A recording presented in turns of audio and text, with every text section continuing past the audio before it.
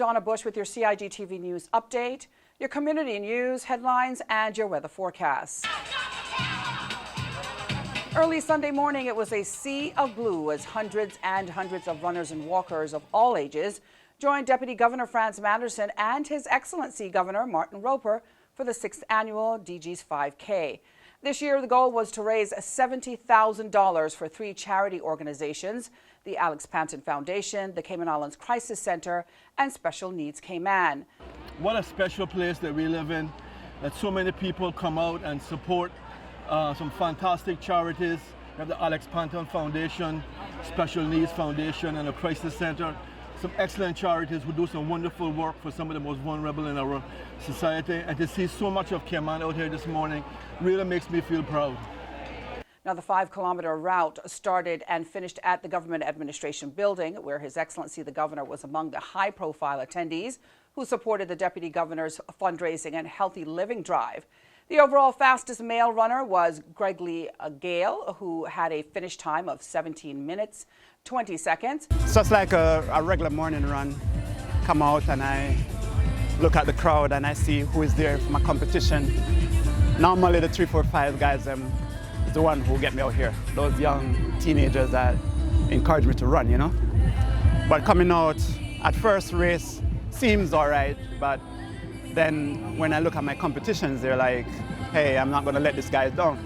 Go. So by going through, as I hit mile 1, I see that I was still alone. So, you know, I said, okay, it seems all right. But as I hit 1.5 miles, I just feel the legs them start getting tighter. And I said, oh no, that ain't happening today.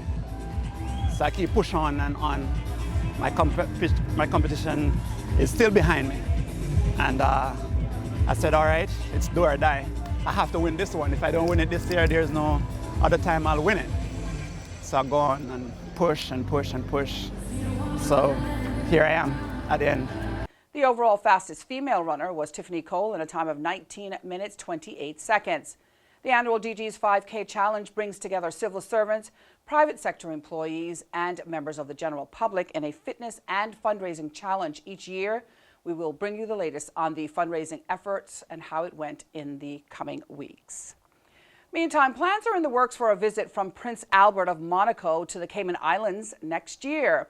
A Cayman Islands trade delegation led by the Ministry of International Trade, Investment, Aviation and Maritime Affairs has laid the groundwork for the visit. Premier Honorable Alden McLaughlin, who is the minister responsible for international trade and maritime affairs, began their work in Monaco to attract new international investors and to widen the Cayman Islands brand at the important Monaco Yacht Show. The Minister for Commerce, Planning and Infrastructure, the Honorable Joseph Hugh, joined the Premier along with Chief Officer Eric Bush, CEO of the Maritime Authority of the Cayman Islands, Joel Walton, and Head of the Office of the Premier, Mr. Roy Tatum. The group was also joined by private sector partners who helped enhance the Cayman Islands presence. Premier McLaughlin presented a check to Prince Albert with funds raised by a Cayman Islands charity bike ride for his charity, building on a mutual love of cycling shared by Prince Albert II and Premier. The ride also offered a platform to build new relationships with high net worth individuals who similarly love the sport and who participated in that particular ride. Well, the Cayman Islands Mosquito Research and Control Unit has announced an amazing opportunity sponsored by the Caribbean Public Health Agency for the purpose of Caribbean mosquito awareness. The event, a poster, video, and photograph competition, is open to Caribbean students who are in years 6 through 8 and includes prizes for not only the school sponsoring the winning student with up to $5,000 in school supplies and equipment, but also to the individual submitting a winning project who will win a laptop. Now, for details on how to get your student involved or to participate, you should go online to Caribbean Mosquito Week website and click on the poster, video, and photo competition icon. The deadline to submit your piece of work is the 31st of October. If you actually need support or clarification, you can contact Flo Nelly at florence.mcnelly@gmail.com. That's Florence, FLORENCE.McNelly, MCNELL @gmail.com for that help.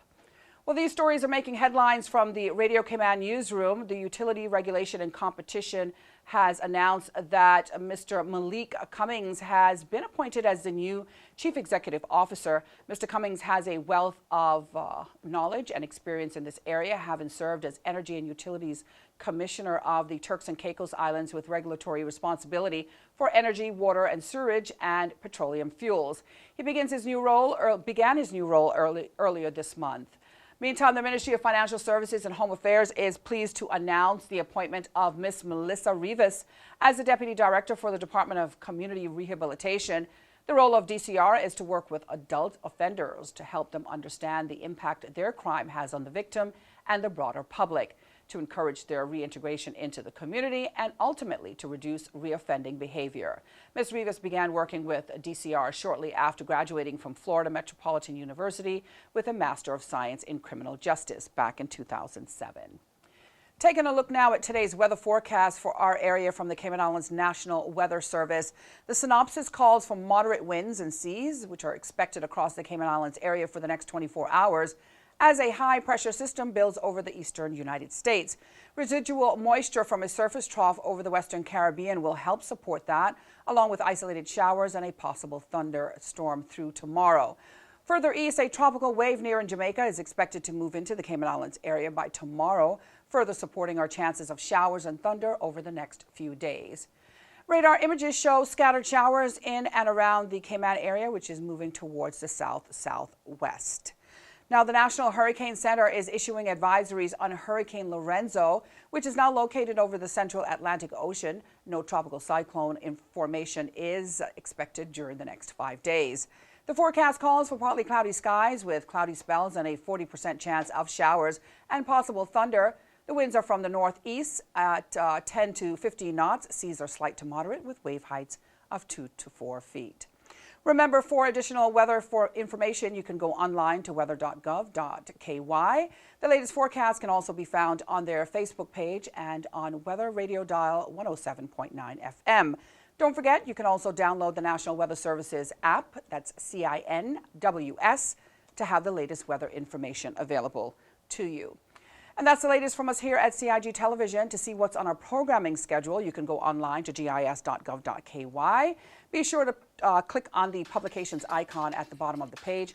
If you happen to have missed today's news update, you can go to the Cayman Islands Government Facebook page or the CIG Television YouTube channel. I'm Donna Bush. Thanks for joining us. Have a great night and bye-bye for now.